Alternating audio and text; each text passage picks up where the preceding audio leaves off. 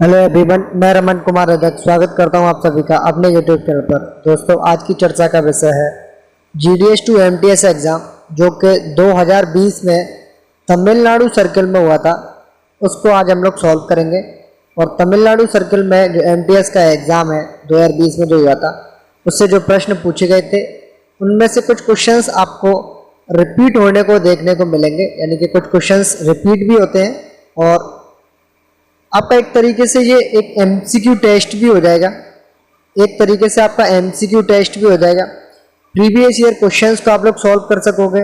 और इसी के साथ साथ कुछ लोग डिमांड करते हैं कि हमें इंपॉर्टेंट क्वेश्चंस बताइए, तो ये जो पेपर है या जो आज की जो क्लास है वो इन सारी जो ज़रूरतें हैं, एमसीक्यू क्लासेस की ज़रूरत है, प्रीवियस ईयर क्वेश्चंस की जो ज़रूरत है, इंपॉर्टेंट क्वेश्चंस की आपको जो ज़रूरत है, इन सभी ज़रूरतों को आज की जो क्लास है वो पूरा करेगी। और सबसे पहले शुरुआत करेंगे क्वेश्चन नंबर 1 से।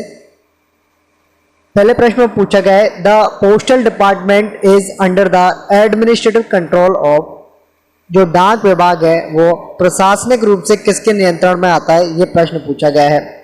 ऑप्शंस में आपके लिए सेक्रेटरी पोस्ट, ऑप्शन बी में है post master general post, option number C में है post master, option number D में है सुपरडेंट। पोस्ट मास्टर जनरल की बात करें तो पोस्ट मास्टर जनरल को हम लोग शॉर्ट में पीएमजी भी बोलते हैं। पोस्ट मास्टर जनरल को हम लोग दो कैटेगरीज में डिवाइड कर सकते हैं। ऐसी कोई कैटेगरी नहीं है, लेकिन हम लोग डिवाइड कर सकते हैं। किस तरीके से कर सकते हैं? एक तो सर्किल लेवल पर जो होते हैं पीएमजी, जिसे हम chief of post master general या सीपीएमजी जिसे बोलते हैं हम लोग, और दूसरा रीजनल लेवल पर जो होते हैं जिसे रीजनल पोस्ट मास्टर जनरल या हम लोग आरपीएमजी भी बोल सकते हैं। तो पोस्ट मास्टर जनरल सिंपली बात करें सर्किल लेवल पे, तो सीपीएमजी जो होते हैं वो सर्किल लेवल को हेड करते हैं, या हेड ऑफ द सर्किल जिसे बोला जाता है। हेड ऑफ द सर्किल को सीपीएमजी बोलते हैं, जिसे पूर्ण नाम है चीफ पोस्ट मास्टर जनरल। और रीजनल लेवल पर जो मुख्य व्यक्ति है वो है रीजनल पोस्ट मास्टर जनरल, जिसे हम लोग आरपीएमजी कहते हैं। तो इन दोनों के लिए पीएमजी जो टर्म है वो यूज़ किया जाता है। नेक्स्ट बात करें पोस्ट मास्टर की, तो पोस्ट मास्टर आपको बेसिकली 3 जगह देखने को मिलेंगे, और ये है एक हेड ऑफिस में, दूसरा सब ऑफिस में, और तीसरा ब्रांच ऑफिस में। ब्रांच ऑफिस में जो पोस्ट मास्टर होते हैं उसे हम लोग ब्रांच पोस्ट मास्टर कहते हैं। सब ऑफिस में जो पोस्ट मास्टर होते हैं उसे हम लोग सब पोस्ट मास्टर कहते हैं। और हेड ऑफिस में जो पोस्ट मास्टर होते हैं उसे हम लोग हेड पोस्ट मास्टर कहते हैं। तो पोस्ट मास्टर को भी आप लोग 3 तरीके से कैटेगराइज कर सकते हैं। नेक्स्ट में है सुपरडेंट। सुपरडेंट आरएमएस और पोस्टल डिवीजन के हेड होते हैं, यानी कि आरएमएस के जो हेड होते हैं वो आरएमएस के सुपरडेंट ऑफ द पोस्ट होते हैं। आरएमएस के जो हेड होते हैं वो आरएमएस के सुपरडेंट होते हैं। वहीं पोस्टल डिवीजन की बात करें तो पोस्टल डिवीजन के जो हेड होते हैं वो सुपरडेंट ऑफ द पोस्टल होते हैं। तो इन तीनों के बारे में हम लोगों ने जान लिया है। और ऑप्शन नंबर डी में है सेक्रेटरी पोस्ट, ऑप्शन नंबर 1 में है secretary post. Secretary post basically क्या होता है, जैसे हमारा ये इंडिया पोस्ट है, ये मिनिस्ट्री ऑफ कम्युनिकेशन के अंडर में आता है। और इस डिपार्टमेंट ऑफ पोस्ट को हेड कौन करता है? सेक्रेटरी ऑफ द पोस्ट करते हैं इसको हेड करने वाले। लेकिन वहीं आपसे प्रश्न स्पेसिफिकली पूछा गया है, आपसे जो प्रश्न में एक टर्म दिया गया है और वो टर्म है एडमिनिस्ट्रेटिव। एडमिनिस्ट्रेटिव कंट्रोल का मतलब होता है प्रशासनिक रूप से कौन इसका मेन होता है। तो बेसिकली ये है कि डिपार्टमेंट ऑफ पोस्ट का जो प्रशासनिक रूप से जो हेड होता है वो director general of the post होता है, यानी कि डीजी पोस्ट होता है। और सिंपली आपसे ये पूछा जाता है कि डिपार्टमेंट ऑफ पोस्ट को हेड कौन करता है, तो आपका आंसर होता है secretary of the post. 4 options को आप लोगों ने जान लिया। चारों में से कोई भी ऑप्शन इसका सही नहीं है। प्रश्न पूछा जाता है कि पोस्टल डिपार्टमेंट के हेड कौन है, तो आप लोग सेक्रेटरी पोस्ट आंसर लगाते। लेकिन आपसे पूछा गया है कि एडमिनिस्ट्रेटिव कंट्रोल किनके हाथ में है पोस्टल डिपार्टमेंट का, तो वो डीजी ऑफ द पोस्ट के में होता है, यानी कि डायरेक्टर जनरल के में होता है। इसलिए इस प्रश्न के लिए कोई करेक्ट ऑप्शन नहीं है, लेकिन आंसर होगा इसका डीजी पोस्ट। और इसके साथ साथ में आप लोगों ने जो एक्स्ट्रा इन्फॉर्मेशन आप लोगों ने ली है, इससे भी आप लोग नोट डाउन कर सकते हैं। क्वेश्चन नंबर 2 की बात करें, 2 में पूछा गया the department of post is divided into how many circles. Department of post को कितने सर्कल्स में बांटा गया है, सिंपली आपसे ये पूछा गया है। तो जब इस तरीके से आपसे प्रश्न पूछा जाएगा कि डाक विभाग को कितने सर्कल्स में बांटा गया है, तो इंडिया को, पूरी जो इंडिया है उसको पोस्टल सेवाएं देने के लिए, भारतीय डाक की जो सेवाएं हैं वो देने के लिए टोटल अलग अलग सर्कल्स में, यानी कि टोटल 23 सर्कल्स में बांटा गया है। पूरे इंडिया को पोस्टल सेवाएं देने के लिए टोटल 23 सर्कल्स में बांटा गया है। वहीं आपसे बात की जाए आर्मी की जो सर्किल है या आर्मी से संबंधित जो भी डाक है वो आर्मी के पोस्टल सर्किल में जाती है, आर्मी के पोस्टल सर्किल में जाती है। उसको अगर हम लोग काउंट करेंगे तो टोटल 24 होते हैं, टोटल 24 होते हैं। सिंपली आपसे इस तरीके से अगर प्रश्न पूछा जाता है कि the department of post is divided into how many circles, तो उसका आंसर आप लोगों को 23 लिखना है। और आपको एक टर्म और जोड़ दिया जाता है कि डिपार्टमेंट ऑफ पोस्ट को एपीएस के सर्किल के अलावा कितने सर्कल्स होते हैं, तो उसका भी आंसर 23 होगा। क्वेश्चन को दोबारा से सुनना है। आपसे यह पूछा जाता है कि इंडिया को पोस्टल सेवाएं देने के लिए कितने सर्कल्स में बांटा गया है, तो उसका आंसर है 23। बेस परिमंडल जिसे हम लोग आर्मी का सर्कल बोलते हैं, उसके अलावा कितने सर्कल्स हैं, तो उसका भी आंसर 23 है। आर्मी के सर्कल को जोड़ते हुए इंडिया में टोटल कितने सर्कल्स हैं, तो उसका आंसर हो जाएगा 24। हमारे पास 23 नॉर्मल सर्कल हैं और एक आर्मी वाला सर्कल है जिसे हम लोग बेस सर्कल के नाम से भी जानते हैं या बेस परिमंडल के नाम से भी हम लोग जानते हैं। तो इस प्रश्न के लिए जो सही आंसर होगा वो ऑप्शन नंबर डी होगा, 23। अगर यहां पर आपका 24 भी दिया हुआ होता तो भी आप लोग 23 को ही टिक करते, क्योंकि यहां आपसे आर्मी का जो सर्कल है उससे प्रश्न नहीं पूछा गया है। इस प्रश्न के लिए जो सही आंसर होता है वो 23 ही होता है, यानी कि ऑप्शन नंबर डी लगाएंगे आप लोग इसमें सही आंसर। क्वेश्चन नंबर 3 में पूछा गया the post offices are divided into how many categories, डाक विभाग को कितनी कैटेगरीज में बांटा गया है, पोस्ट ऑफिस को कितनी कैटेगरीज में बांटा गया है। तो बेसिकली जो पोस्ट ऑफिसेस हैं उन्हें 3 कैटेगरीज में बांटा गया है। पहला है हेड ऑफिस, दूसरा है सब ऑफिस, तीसरा है ब्रांच ऑफिस। हेड ऑफिस के हेड कौन होते हैं, हेड पोस्ट मास्टर। सब ऑफिस के हेड कौन होते हैं, सब पोस्ट मास्टर। वहीं बात करें ब्रांच ऑफिस के कौन हेड होते हैं, तो ब्रांच पोस्ट मास्टर। हमारे पास टोटल कितनी कैटेगरीज हैं पोस्ट ऑफिस की, टोटल 3 कैटेगरीज हैं और इनके जो हेड हैं वो भी आप लोगों ने जान लिए हैं। और इसलिए इस प्रश्न के लिए सही आंसर बनेगा वो बनेगा option number B, post office are divided into 3 categories. Question number 4 में पूछा गया night post office are those post office, यानी कि रात्रिकालीन डाकघर ऐसी डाकघर होते हैं। ऑप्शन नंबर ए में है विच works on Sundays and postal holidays, यानी कि रात्रिकालीन डाकघर ऐसे डाकघर होते हैं जो संडे में भी काम करते हैं और राष्ट्रीय छुट्टियों में भी काम करते हैं। ऑप्शन नंबर ए सही है। ऑप्शन नंबर बी की बात करें, बी में पूछा गया which works on Sundays only. Option number B क्यों गलत है, ऑप्शन नंबर बी इसलिए गलत है कि संडेज को तो काम करता ही है नाइट पोस्ट ऑफिस, उसके साथ साथ जो वीक डेज हैं, वीक डेज से मतलब मंडे टू सैटरडे जो भी डेज हैं, मंडे टू सैटरडे जो डेज हैं 5-6 दिन है, उनके अलावा संडेज को भी काम करेगा, पोस्टल हॉलीडेज में भी काम करता है। इसलिए इस शब्द ओनली की वजह से ऑप्शन नंबर बी गलत है। ऑप्शन नंबर सी में विच works on working days only, ये भी गलत है क्योंकि जो डाकघर है, रात्रिकालीन डाकघर है, वो संडेज और पोस्टल हॉलीडेज में भी काम करता है। इसलिए इस प्रश्न के लिए जो सही आंसर है वो है ऑप्शन नंबर ए, रात्रिकालीन डाकघर ऐसे डाकघर होते हैं जो संडे को भी काम करते हैं और राष्ट्रीय छुट्टियों में भी काम करते हैं, बशर्ते वो पूरे दिन काम नहीं करते, वो एक पारी में काम करते हैं। और जो एक पारी है वो सुबह के 10 बजे से लेकर के शाम के 5 बजे तक ही होती है। और नाइट पोस्ट ऑफिस से संबंधित जो प्रश्न पूछे जाते हैं वो ये है कि नाइट पोस्ट ऑफिस के समय का निर्धारण कौन करता है, यानी कि उनके बिजनेस आवर्स कौन से हैं, वर्किंग आवर्स कौन से हैं, उनको कौन फिक्स करता है, पहला प्रश्न। दूसरा प्रश्न है कि इन समय में, यानी कि जो डाकघर का जो समय है, रात्रिकालीन डाकघर का जो समय है, उनको कौन बढ़ा सकता है, उनको कौन एक्सटेंड कर सकता है, ये प्रश्न पूछा जाता है। तो दोनों प्रश्नों के लिए अलग अलग आंसर है। रात्रिकालीन डाकघरों के समय का निर्धारण हेड ऑफ द सर्किल यानी कि सीपीएमजी के द्वारा किया जाता है और उनके समय में जो बढ़ोतरी है वो डायरेक्टर जनरल यानी कि डीजी पोस्ट के द्वारा किया जाता है। क्वेश्चन नंबर 5 की बात करें, 5 में पूछा गया post office in charge of extra departmental agents, जिसे हम लोग डीडीएस बोलते हैं, are kept open for a period of maximum how many hours, यानी कि पोस्ट ऑफिस ऐसी पोस्ट ऑफिस जो कि एक्स्ट्रा डिपार्टमेंटल एम्प्लॉइज या एक्स्ट्रा डिपार्टमेंट एजेंट्स के हाथ में है, जिसे हम लोग डीडीएस भी बोलते हैं, वो अधिकतम कितने समय के लिए खुलते हैं ये पूछा गया है। तो बेसिकली जो डीडीएस की जो पोस्ट ऑफिस है, या दूसरे शब्दों में कहें ब्रांच पोस्ट ऑफिस हैं, या जिसे दूसरे शब्दों में कहें ब्रांच ऑफिसेज हैं, ये मैक्सिमम 5 घंटे के लिए ओपन होती हैं और मिनिमम 4 घंटे के लिए ओपन होती है। तो आपसे पूछा गया है मैक्सिमम, तो मैक्सिमम का है 5 घंटे, यानी कि ऑप्शन नंबर डी होगा इस प्रश्न के लिए सही आंसर। मिनिमम की बात आपसे पूछी जाएगी तो मिनिमम आपको 4 आवर्स पर टिक करना है। और वहीं बात करें ब्रांच ऑफिस की, तो ब्रांच ऑफिस के जो हेड होते हैं वो ब्रांच पोस्ट मास्टर या बीपीएम होते हैं।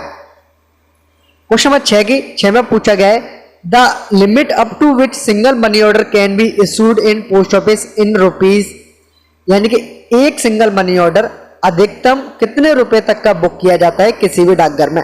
तो एक डाकघर में किसी भी डाकघर की बात हम लोग करें, सिंगल मनी ऑर्डर अधिकतम कितने रुपए का बुक किया जा सकता है, तो उसकी वैल्यू है 5,000 रुपए, यानी कि ऑप्शन नंबर ए होगा इस प्रश्न के लिए सही आंसर।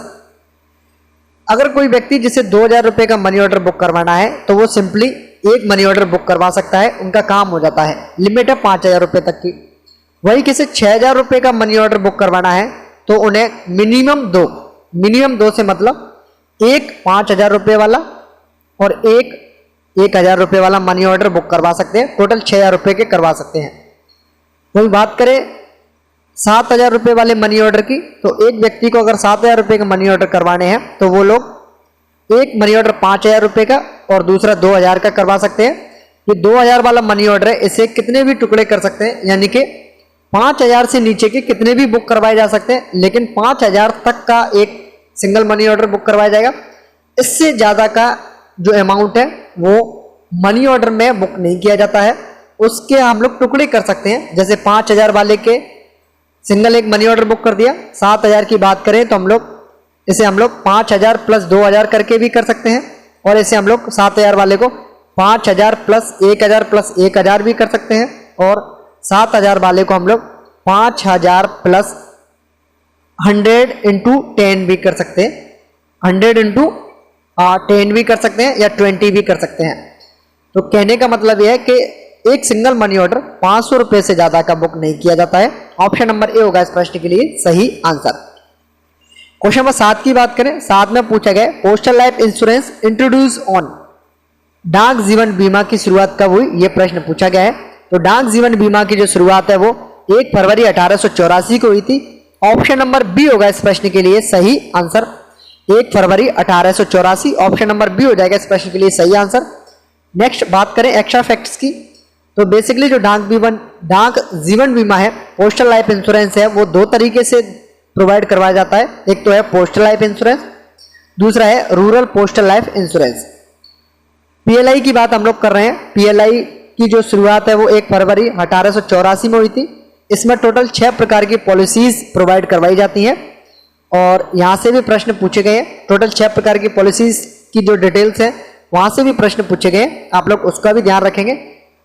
और दूसरा है आरपीएलआई, जिसे रूरल पोस्टल लाइफ इंश्योरेंस भी बोलते हैं। पीएलआई की फुल फॉर्म भी पूछी गई है, पोस्टल लाइफ इंश्योरेंस, इसको भी याद रखेंगे। आरपीएलआई की फुल फॉर्म भी पूछी गई है, रूरल पोस्टल लाइफ इंश्योरेंस, इसको भी याद रखेंगे। इसकी जो शुरुआत है वो 1995 में हुई थी, 1995 में हुई थी इसकी शुरुआत, और इसकी जो सिफारिश है वो मल्होत्रा कमेटी की सिफारिशों पर इसकी शुरुआत की गई थी। लेकिन प्रश्न जो पूछे गए हैं वो ये पूछे गए हैं आरपीएलआई की शुरुआत कब हुई है। आरपीएलआई की शुरुआत 1995 में हुई है, मल्होत्रा कमेटी की सिफारिशों पर हुई है। उसके साथ साथ में ये भी प्रश्न पूछा गया है आरपीएलआई में टोटल 6 प्रकार की पॉलिसीज प्रोवाइड करवाई जाती हैं, तो इन सारी चीजों को आप लोग याद रखोगे।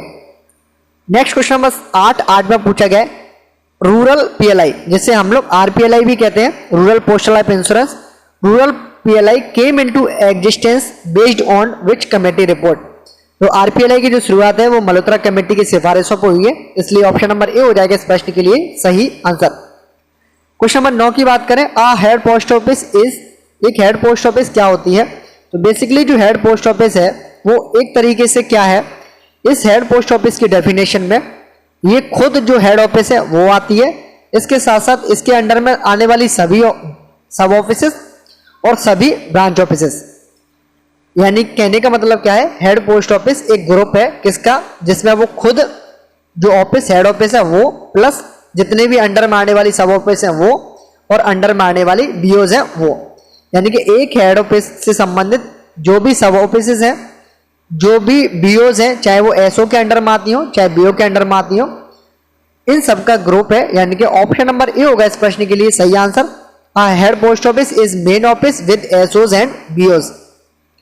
बात करें बीओज की, तो जो बीओज हैं वो हेड ऑफिस से भी लगी होती हैं, यानी कि वो हेड ऑफिस से भी उनका अकाउंट है वो होता है, और कुछ हेड ऑफिस कुछ जो बीओज हैं, ब्रांच ऑफिसेज हैं, वो एसओ से भी होती हैं। तो इस चीज का भी आप लोग ध्यान रखोगे। क्वेश्चन नंबर 10 में पूछा गया है superintendent of post office is in charge, यानी कि जो डाकघर के जो अधीक्षक हैं, अधीक्षक डाकघर जैसे हम लोग बोलते हैं, superintendent of post office is in charge, यानी कि वो कहाँ के प्रभारी होते हैं। तो जो superintendent of the post office होते हैं वो पोस्टल डिवीजन के इंचार्ज होते हैं, यानी कि ऑप्शन नंबर सी होगा इस प्रश्न के लिए सही आंसर। डिविजन्स की बात हम लोग कर रहे हैं, तो डिविजन्स को हम लोग दो कैटेगरीज में डिवाइड कर सकते हैं। पहला है आरएमएस के डिविजन्स और दूसरा है पोस्टल के डिविजन्स। आरएमएस के डिविजन्स को हेड कौन करता है? आरएमएस के डिविजन्स को हेड करता है आरएमएस के सुप्रीटेंडेंट, आरएमएस के superintendent of the post, RMS के सुप्रीटेंडेंट आरएमएस के डिवीजन को हेड करते हैं। पोस्टल के जो डिविजन्स होते हैं उनको हेड कौन करता है? उनको हेड करते हैं superintendent of the post office. तो इन दोनों चीजों को भी आप लोग याद रखोगे। आरएमएस के हेड कौन होते हैं? आरएमएस के डिवीजन के हेड कौन होते हैं? तो आरएमएस के डिवीजन के हेड होते हैं superintendent of the RMS. Postal division के हेड कौन होते हैं? तो पोस्टल डिवीजन के हेड होते हैं superintendent of the postal division, यानी कि ऑप्शन नंबर सी होगा इस प्रश्न के लिए सही आंसर। क्वेश्चन नंबर 11 में पूछा गया manufacturing and use of fictitious postage stamps is, यानी कि जो पोस्टेज स्टैंप्स हैं उनका दोबारा से निर्माण करना या जालसाजी पोस्टेज स्टैंप्स, यानी कि फर्जी जो डाक टिकट है वो बेसिकली ये पूछा गया कि वो किस तरीके का पनिशमेंट है, वो ऑब्जेक्शनेबल है, परमिट फॉर यूज है, या पनिशेबल ऑफेंस है, या नॉट एन ऑफेंस है। ऑप्शन नंबर ए में है कि वो ऑब्जेक्शनेबल है। ऑब्जेक्शनेबल का मतलब है कि कोई व्यक्ति उस पर ऑब्जेक्शन उठा सकता है। ऑप्शन नंबर बी का मतलब है परमिट फॉर यूज, यानी कि कोई व्यक्ति फर्जी डाक टिकट बना सकता है, इसकी परमिशन तो बिल्कुल भी नहीं है। ऑप्शन नंबर बी को गलत करोगे। ऑप्शन नंबर सी में पनिशेबल ऑफेंस, यानी कि अगर कोई व्यक्ति जो फर्जी डाक टिकट बना रहा है या यूज कर रहा है तो उनको पकड़ के आप लोग जो पुलिस है या जो डिपार्टमेंट है वो पनिशमेंट भी दे सकता है। पनिशेबल ऑफेंस का मतलब ये होता है। ऑप्शन नंबर डी में नॉट एन ऑफेंस, यानी कि वो किसी भी तरह का कोई क्राइम नहीं है। तो ऑप्शन नंबर बी और डी बिल्कुल गलत है, ए भी गलत है, ऑब्जेक्शनेबल नहीं है। Manufacturing and use of fictitious postage stamp is a punishable offence, यानी कहने का मतलब क्या है कि जो ऐसी पोस्टेज स्टैम्प्स, ऐसी डाक टिकट जिनको फर्जी तरीके से बनाया जा रहा है या जिनका फर्जी तरीके से यूज किया जा रहा है वो एक दंडनीय अपराध है। कौन सा अपराध है? दंडनीय अपराध है। और ये किस सेक्शन के तहत या किस नियम के तहत पनिशेबल ऑफेंस है? तो इस यहां से भी प्रश्न पूछे गए हैं।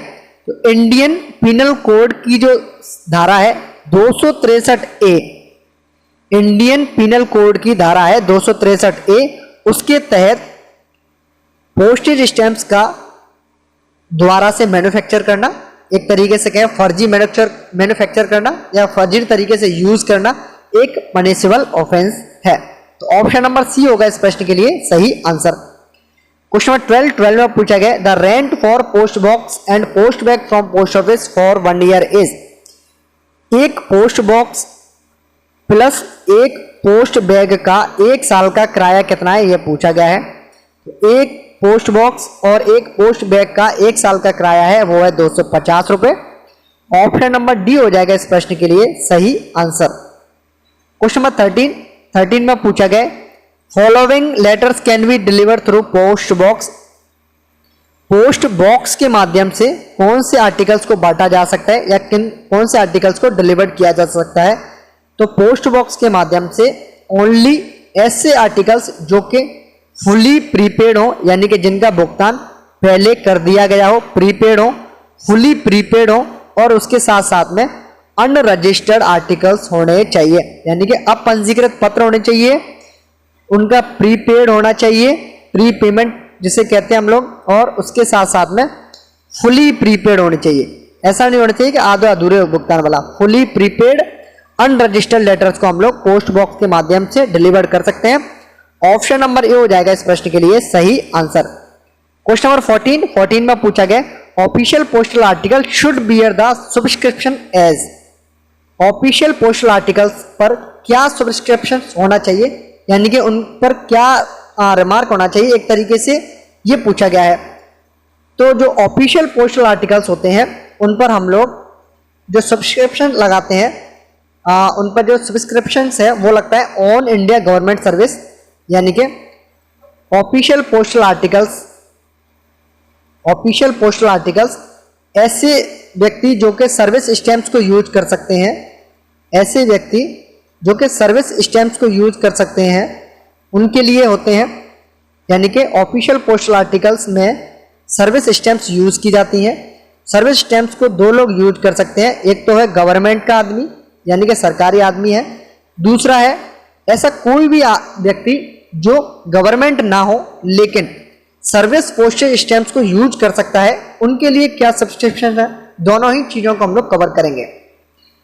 दोबारा से रिपीट कर देता हूं, ऑफिशियल पोस्टल आर्टिकल्स पर सर्विस स्टैम्प्स यूज की जाती हैं, ऑर्डिनरी स्टैम्प्स यूज नहीं की जाती हैं। उसके लिए एक अलग प्रावधान है कि सर्विस स्टैम्प्स की जगह अगर कोई ऑर्डिनरी पोस्टेज स्टैम्प्स जैसे हम लोग डेली यूज में हम लोग जैसे यूज करते हैं, जैसे डेफिनेटिव स्टैम्प्स हम लोग बोलते हैं, अगर वो यूज कर रहा है तो उसके लिए क्या प्रावधान है वो एक अलग मैटर है, उसे हम लोग बाद में डिस्कस करते हैं।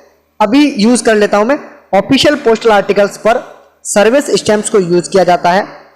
दो तरीके के लोग इसे यूज कर सकते हैं सर्विस स्टैम्प्स को, एक तो गवर्नमेंट व्यक्ति कर सकता है, दूसरा ऐसे व्यक्ति जो कि गवर्नमेंट में नहीं है लेकिन सर्विस स्टैम्प्स को यूज कर सकते हैं, वो लोग भी ऑफिशियल पोस्टल आर्टिकल्स को भेज सकते हैं। तो ऑफिशियल पोस्टल आर्टिकल्स से संबंधित आपने क्या सीखा, एक तो इस पर सर्विस स्टैम्प्स यूज की जाती हैं, इसे दो तरीके के लोग यूज कर सकते हैं, पहला गवर्नमेंट वाला व्यक्ति है, दूसरा है प्राइवेट आदमी जो कि सर्विस स्टैम्प्स को यूज कर सकता है। उसको इतने अधिकार दिए हुए हैं, भारत सरकार ने इतने अधिकार दिए हैं कि वो सर्विस स्टैम्प्स को यूज कर सकता है, ऐसा कोई भी व्यक्ति जो गवर्नमेंट जॉब से नहीं हो। अब बात करते हैं सब्सक्रिप्शंस की कि वो कौन से वर्ड्स को यूज करता है। तो ऐसा व्यक्ति जो कि गवर्नमेंट का व्यक्ति है, सरकारी व्यक्ति है, सर्विस स्टैम्प्स को यूज करता है वो, और ऑफिशियल पोस्टल आर्टिकल्स को जब भेजता है ना तो वो यूज करता है on India government service, on India government service OIGS term को वो यूज करता है। दोबारा से रिपीट कर रहा हूं, गवर्नमेंट का व्यक्ति सर्विस स्टैम्प्स को यूज कर सकता है, ऑफिशियल पोस्टल आर्टिकल्स को भेज सकता है, वो एक टर्म यूज करता है और वो टर्म आपसे ही पूछा गया है, वो टर्म है ऑन इंडिया गवर्नमेंट सर्विस यानी कि OIGS जैसे बोलते हैं। लेकिन दूसरा व्यक्ति जो कि गवर्नमेंट का तो नहीं है लेकिन सर्विस स्टैम्प्स को यूज कर सकता है, ऑफिशियल पोस्टल आर्टिकल्स भेज सकता है, वो टर्म यूज करता है ऑन सर्विस। तो दोनों ही टर्म ऑफिशियल पोस्टल आर्टिकल्स पर यूज किए जाते हैं, ऑन इंडिया गवर्नमेंट सर्विस और ऑन सर्विस। इसलिए इस प्रश्न के लिए आंसर इन ऑप्शंस में से नहीं है, दोनों ही टर्म्स यूज किए जाते हैं। एक term on India government service है, वो गवर्नमेंट वाला व्यक्ति यूज करता है, और उसके अलावा जितने भी जो लोग हैं जो ऑफिशियल पोस्टल आर्टिकल्स को भेजते हैं वो लोग ऑन सर्विस वर्ड का यूज करते हैं। क्वेश्चन नंबर 15 में पूछा गया है the postage chargeable on the delivery of unpaired official postal article और पैकेट इज, यानी कि एक ऑफिशियल पोस्टल आर्टिकल्स है जिसे भेजा गया है और उस पर कुछ जो पोस्टेज है, या तो कुछ पोस्टेज की कमी है, डिफिशियंसी जिसे हम लोग बोलते हैं, या दूसरा है कि वो उस पर कोई भी स्टैम्प्स का भुगतान नहीं किया गया है। दूसरे शब्दों में समझते हैं कि एक ऑफिशियल पोस्टल आर्टिकल्स 22 रुपये जिस पर चार्ज लगा है, किसी ने 20 रुपये का भुगतान किया है, 2 रुपये का भुगतान नहीं किया है। जब इसकी डिलीवरी होगी, इस आर्टिकल को जब भी डिलीवर किया जाएगा तो उनसे 2 रुपये ही लेने हैं, और ऑफिशियल पोस्टल आर्टिकल्स के अलावा अन्य जो इनसफिशिएंटली पेड आर्टिकल्स होते हैं उनसे हम लोग दोगुना भुगतान लेते हैं, यानी कि 2 रुपये की कमी है तो उनसे 4 रुपये लिए जाते हैं। लेकिन ऑफिशियल पोस्टल आर्टिकल के केस में जितने कमी है उतने लेते हैं, यानी कि 20 रुपये का अगर भुगतान कर चुका है वो तो सिर्फ और सिर्फ 2 रुपये ही लिए जाएंगे। किसी व्यक्ति ने 22 रुपये के चार्ज में से एक भी रुपया नहीं दिया है तो उस केस में डिलीवरी के टाइम पर जब आर्टिकल डिलीवर्ड होगा उस समय 22 रुपये ही लेने हैं, डबल चार्ज नहीं करना है। तो ऑप्शन नंबर ए गलत है। Double the deficiency of postage, single deficiency of postage आप लोग ले सकते हैं। ऑप्शन नंबर बी हो जाएगा इस प्रश्न के लिए सही आंसर। नंबर 16 में पूछा गया the main duty of letter box peon is, question से ही आपको पता चल गया होगा लेटर बॉक्स पियोन की बात कर रहा है। पियोन जो शब्द है आजकल पोस्ट ऑफिस में यूज नहीं होता है, उसकी जगह पर एमटीएस वर्ड यूज होता है जिसे हम लोग मल्टीटास्किंग स्टाफ्स भी बोलते हैं। पहली बात। दूसरी जो चीज है वो ये याद रखने वाली बात है कि जो लेटर बॉक्स का जो क्लियरेंस है इसके लिए पहले पियोन लगाए जाते थे, यानी कि एमपीएस लगाए जाते थे। लेकिन आजकल क्या होता है कि पोस्टमैन का जो मोबाइल है ना, जिसे हम लोग पोस्टमैन मोबाइल एप्लीकेशन कहते हैं, या पोस्टमैन का मोबाइल जिसे हम लोग पीएमए भी बोलते हैं, या पोस्टमैन के लिए जो मोबाइल दिया जाता है जिसे हम लोग पीएमए करते हैं, पोस्टमैन का जो मोबाइल है उसमें एक ऑप्शन आ रहा है आजकल, और उस ऑप्शन का जो नाम है वो है letter box clearance, LV clearance. तो आज की अपडेटेड डाटा की बात करें तो लेटर बॉक्स क्लियरेंस का जो काम है वो नन्यता ऐप से किया जा रहा था, नन्यता ऐप से किया जा रहा था। इसके लिए लेटर बॉक्स क्लियरेंस के लिए नन्यता ऐप का यूज किया जाता है, पहली बात याद रखने वाली। दूसरी बात यह है कि लेटर बॉक्स क्लियरेंस के लिए डिजिटल जो क्लियरेंस है वो पीएमए से भी किया जा रहा है, इस बात को भी आप लोग याद रखोगे। तीसरा, लेटर बॉक्स पियोन का जो काम है वो मेनली क्या है, वो है क्लियरेंस ऑफ लेटर बॉक्सेस, यानी कि ऑप्शन नंबर सी होगा इस प्रश्न के लिए सही आंसर। इंपॉर्टेंट चीजें याद रखने वाली ये है कि नन्यता ऐप के माध्यम से डिजिटल क्लियरेंस की जा रही है लेटर बॉक्सों की, और पीएमए में पोस्टमैन का जो मोबाइल होता है पीएमए में भी लेटर बॉक्स क्लियरेंस का ऑप्शन आजकल आ रहा है। क्वेश्चन नंबर 17 की बात करें, which of the following article is prohibited under inland post for transmission. यह पूछा गया है कि इनलैंड पोस्ट के माध्यम से अगर किसी निम्नलिखित में से कौन से आर्टिकल पर प्रतिबंध है, यह पूछा गया है। प्रतिबंध की जब हम लोग बात करेंगे तो ऐसा कोई भी आर्टिकल जो कि देखने में अच्छा ना हो। इसका क्या मतलब है देखने में अच्छा ना हो, ऐसी कोई भी अभद्र चीज उस पर छपी हो, या उस पर कोई ऐसा कोई पोस्टर वगैरह लगा हो जो अभद्र हो, या ऐसा कोई फोटो लगा हो जो अभद्र हो, या ऐसी कोई लाइन लिखी हो जो अभद्र हो। इन जो सारी चीजें हैं इन पर प्रतिबंध लगाया हुआ है पोस्ट ऑफिस ने। तो ऑप्शन नंबर ए में है ऑर्डिनरी आर्टिकल, इन पर किसी भी प्रकार का कोई प्रतिबंध नहीं है। रजिस्टर्ड आर्टिकल पर किसी भी प्रकार का कोई प्रतिबंध नहीं है। पार्सल्स पर किसी भी प्रकार का कोई प्रतिबंध नहीं है। लेकिन ऑप्शंस आर्टिकल, जिसे हम लोग ऑप्शंस आर्टिकल कहते हैं, अभद्र आर्टिकल जिसे हम लोग बोलते हैं, या ऐसे आर्टिकल जो कि अशोभनीय आर्टिकल्स हैं, जो कि शोभा नहीं देते किसी भी समाज में, अशोभनीय आर्टिकल जिसे हम लोग बोलते हैं, ये सभी प्रतिबंधित है। ऑप्शन नंबर सी होगा इस प्रश्न के लिए सही आंसर। क्वेश्चन नंबर 18 में पूछा गया work customer of speed post service can have credit facility for payments bill. Basically आपसे क्या पूछा गया है कि स्पीड पोस्ट में बल्क कस्टमर्स के लिए, ध्यान रखना, स्पीड पोस्ट में बल्क कस्टमर्स के लिए एक क्रेडिट फैसिलिटी उपलब्ध करवाई जाती है। क्रेडिट फैसिलिटी का क्या मतलब है, आप लोग याद रखोगे कि स्पीड पोस्ट में बल्क कस्टमर के लिए क्रेडिट फैसिलिटी उपलब्ध करवाई जाती है बिल के भुगतान के लिए। इस क्रेडिट फैसिलिटी का नाम क्या है, सिंपली आपसे यह पूछा गया है। तो इस क्रेडिट फैसिलिटी का जो नाम है वो है बीएनपीएल। ऑप्शन नंबर ए होगा इस प्रश्न के लिए सही आंसर। बीएनपीएल का पूरा नाम क्या है ये जान लो, यहां से प्रश्न पूछा गया है। बीएनपीएल का पूरा नाम है बुक नाउ पे लेटर। इसका मतलब क्या है, इसका मतलब है बुक नाउ यानी कि अभी आप लोग बुक करवा जाओ, पे लेटर यानी बाद में इसका आप लोग भुगतान कर देना। इसका शॉर्ट क्या बनेगा, बीएनपीएल। स्पीड पोस्ट में बीएनपीएल फैसिलिटी दी जाती है। ये एक तरीके की क्रेडिट फैसिलिटी है। इसमें कस्टमर्स, जो बल्क कस्टमर्स होते हैं, उनसे उनके जितने भी आर्टिकल्स हैं उनको ले लिया जाता है, इनको बुक किया जाता है। इनका पेमेंट का एक तरीका है, उस पेमेंट के तरीके के साथ में बिल का भुगतान पोस्ट ऑफिस बीएन के कस्टमर्स को भेजता है। बीएनपीएल के जो कस्टमर्स हैं, बल्क कस्टमर्स हैं, उनको भेजता है। बल्क कस्टमर इस पेमेंट का भुगतान निश्चित अवधि में करता है, नहीं तो उन पर चार्जेस एक्स्ट्रा लगाए जाते हैं। इससे संबंधित आप लोगों को बीएनपीएल में हम लोगों ने बताया हुआ है, आप लोग वहां से एक्स्ट्रा फैक्ट्स को याद रख लेंगे। क्वेश्चन नंबर 19 में पूछा गया minimum amount of deposit while opening a new saving bank account in post office in rupees. Post office का जो सेविंग अकाउंट है, जिसे हम लोग पीओएसए भी कहते हैं, इसमें न्यूनतम कितने राशि से यह खाता खोला जा सकता है, यह पूछा गया है। अपडेटेड डाटा के अकॉर्डिंग इसे 500 रुपए से खाता खोला जाता है। ऑप्शन नंबर सी होगा इस प्रश्न के लिए सही आंसर। क्वेश्चन नंबर 20 में पूछा गया free charge for issue a duplicate passbook in post office in rupees. किसी भी पासबुक के डुप्लीकेट पासबुक जारी करवाने के लिए कितना चार्ज लगता है, यह चार्ज लगता है 50 रुपए। ऑप्शन नंबर बी हो जाएगा इस प्रश्न के लिए सही आंसर। किसी व्यक्ति का अकाउंट किसी भी स्कीम में हो, पोस्ट ऑफिस में किसी व्यक्ति का खाता पोस्ट ऑफिस में है, चाहे वो किसी भी स्कीम में हो, उसके लिए डुप्लीकेट अगर पासबुक जारी करवानी है तो 50 रुपए ही चार्ज लिया जाता है। 50 रुपए पर 18% जीएसटी ली जाती है। 50 का 18% होता है लगभग 9 रुपए। 59 रुपए एक्चुअल में लिए जाते हैं।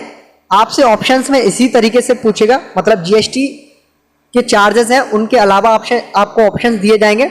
आपको ऑप्शंस में 50 रुपीज ही टिक करना है। अगर आप ये दिया हुआ है कि विद जीएसटी कितना चार्ज लेते हैं, तो विद जीएसटी लेते हैं 59 रुपीज, यानी कि 50 प्लस 50 का 18% लिया जाता है। तो ये तो हुए आपसे चार्जेस की बात। अदर चार्जेस की बात करें, ट्रांसफर के लिए, किसी भी अकाउंट को ट्रांसफर के लिए कितना चार्ज, 100 रुपए प्लस 100 पर 18% जीएसटी, यानी कि 100 प्लस 100 का 18% ये ट्रांसफर ऑफ अकाउंट के लिए है। यहां से भी प्रश्न पूछे गए, तो टोटल 118 रुपए विद जीएसटी, विदाउट जीएसटी 100 रुपए किसी भी अकाउंट के ट्रांसफर के लिए लिए जाते हैं। क्वेश्चन नंबर 21 की बात करें, postal franking machine is a machine. Postal franking machine क्या है, तो ये एक स्टैंपिंग मशीन है। ऑप्शन नंबर सी होगा इस प्रश्न के लिए सही आंसर। पोस्टल फ्रैंकिंग मशीन के जो लाइसेंस हैं वो 5 साल के लिए दिए जाते हैं। इनको 5 साल बाद रिन्यू करवाया जाता है। फ्रेश लाइसेंस के लिए 375 रुपए आपसे लिए जाते हैं, रिन्यूअल के लिए भी इतने ही लिए जाते हैं। लेट अगर कोई रिन्यूअल करवाता है तो 475 रुपए लिए जाते हैं। इसमें 2 तरीके की डाइज यूज होती हैं, पहला है लाइसेंस डाई, दूसरा है frank dies. Next question number 22 की बात करें, 22 में पूछा गया licence for the use of franking machine from the department of post will be granted by. Franking machine को अगर किसी व्यक्ति को लेना है तो उसके लिए लाइसेंस लेना जरूरी होता है, और यह पूछा गया कि इस लाइसेंस को डाक विभाग में कौन जारी करता है, तो इसे सुप्रीटेंडेंट ऑफ द पोस्ट जारी करते हैं, यानी कि ऑप्शन नंबर बी हो जाएगा इस प्रश्न के लिए सही आंसर। क्वेश्चन नंबर 23 में पूछा गया machine franked article posted in letter box shall be treated in, यानी कि लेटर बॉक्स में किसी व्यक्ति ने मशीन फ्रैंक्ड आर्टिकल को पोस्ट कर दिया है तो उसे किस तरीके से ट्रीट किया जाता है, तो ऐसे आर्टिकल्स को अनपेड आर्टिकल्स की तरह ट्रीट किया जाता है, यानी कि ऑप्शन नंबर बी हो जाएगा इस प्रश्न के लिए सही आंसर। क्वेश्चन नंबर 24 में पूछा गया कि a franking machine should consist of, एक फ्रैंकिंग मशीन में क्या क्या कंसिस्ट होता है, तो इसमें एक वैल्यू डाई होती है, दूसरा होता है licence die. Option number C होगा इस प्रश्न के लिए सही answer, both value die and licence die. Question number 25 में पूछा गया the licence fee for hiring a franking machine in rupees for 5 years. Franking machine 5 साल के लिए इशू की जाती है और इसके लिए जो लाइसेंस फी है वो है 375 रुपीज, यानी कि ऑप्शन नंबर ए हो जाएगा इस प्रश्न के लिए सही आंसर। क्वेश्चन नंबर 26 में पूछा गया है कि general post office is, general post office की डेफिनेशन पूछी गई है। ये एक प्रकार की हेड ऑफिस है, फर्स्ट क्लास की हेड पोस्ट ऑफिस है जो कि किसी सर्किल के हेडक्वार्टर से अटैच होती है। ऑप्शन नंबर डी हो जाएगा इस प्रश्न के लिए सही आंसर। जनरल पोस्ट ऑफिस की बात करें, जैसे ये एक सर्किल है, ये इसका हेडक्वार्टर है। इस हेडक्वार्टर से मान लेता हूं मैं 3 हेड ऑफिस लगी हुई है फर्स्ट क्लास की, फर्स्ट, सेकंड और थर्ड। थर्ड वाली जो है फर्स्ट क्लास की हेड ऑफिस है, थर्ड नंबर की जो हेड पोस्ट ऑफिस है वो इस सर्किल के हेडक्वार्टर से लगी हुई है। दोबारा से समझना, ये एक सर्किल है, इसका ये हेडक्वार्टर है। मान लेता हूं राजस्थान का जयपुर में हेडक्वार्टर्स है, राजस्थान सर्किल के हेडक्वार्टर जयपुर में। जयपुर में टोटल 3 तरीके की फर्स्ट क्लास की हेड ऑफिस है, 1 नंबर, 2 नंबर और 3 नंबर। ऐसी फर्स्ट क्लास की हेड ऑफिस जो कि इस हेडक्वार्टर से अटैच होगी उसे ही जनरल पोस्ट ऑफिस माना जाएगा, अन्य को नहीं माना जाता है। तो ऑप्शन नंबर डी होगा इस प्रश्न के लिए सही आंसर। जनरल पोस्ट ऑफिस की बात करें, पूरे इंडिया में टोटल 24 जनरल पोस्ट ऑफिस है। क्यों? जब सर्किल के हेडक्वार्टर 23 है तो जनरल पोस्ट ऑफिस 24 क्यों है? यह प्रश्न आपको कंफ्यूज करेगा जब आप लोग ज्यादा पढ़ाई कर लोगे उस समय। टोटल सर्किल्स है 23, हेडक्वार्टर्स है 23, लेकिन जनरल पोस्ट ऑफिस है 24। ऐसा क्यों? ऐसा इसलिए है, जो दिल्ली सर्किल है वहां पर 2 जीपीओ है, दिल्ली सर्किल में 2 जीपीओ है, इसलिए टोटल 24 जीपीओ पूरे इंडिया में है। आप लोग इसको याद रखोगे। क्वेश्चन नंबर 27 में ESMO क्या है? तो ESMO को फुल फॉर्म है extended satellite money order. Option number B हो जाएगा इस प्रश्न के लिए सही आंसर। क्वेश्चन नंबर 28 में पूछा गया RLO मींस, RLO क्या होता है? तो RLO का पूरा नाम है रिटर्न लेटर ऑफिस, यानी कि ऑप्शन नंबर बी हो जाएगा इस प्रश्न के लिए सही आंसर। RLO में बेसिकली क्या होता है कि ऐसे आर्टिकल्स जो कि अनक्लेम्ड होते हैं, यानी कि एक व्यक्ति है सेंडर, दूसरा है एड्रेसी, एक भेजने वाला है, दूसरा पाने वाला है। इस व्यक्ति ने इस व्यक्ति को आर्टिकल भेजा, इसने लेने से मना कर दिया, इस व्यक्ति तक ये आर्टिकल या इसने लेने से भी मना कर दिया, या इस तक पहुंच नहीं पा रहा है किसी भी कारणवश, चाहे इस पर अधूरा पता हो, चाहे ये व्यक्ति यहां नहीं रहता हो, इस तरीके से अगर कोई आर्टिकल्स हैं तो उनको रिटर्न लेटर ऑफिस भेजा जाता है, RLO भेजा जाता है। क्वेश्चन नंबर 29 में पूछा गया कैशबैक क्या है? तो कैशबैक एक ड्यू बैग नहीं है, ये एक अनयूजुअल बैग है। ऑप्शन नंबर बी हो जाएगा इस प्रश्न के लिए सही आंसर। क्वेश्चन नंबर 30 में चेक स्लिप क्या है? तो चेक स्लिप बेसिकली क्या है? लेवल बंडल पर जो टाइड की जाती है उसे हम लोग चेक स्लिप कहते हैं। Level tied on the top of the level bundle. Option number C हो जाएगा इस प्रश्न के लिए सही आंसर।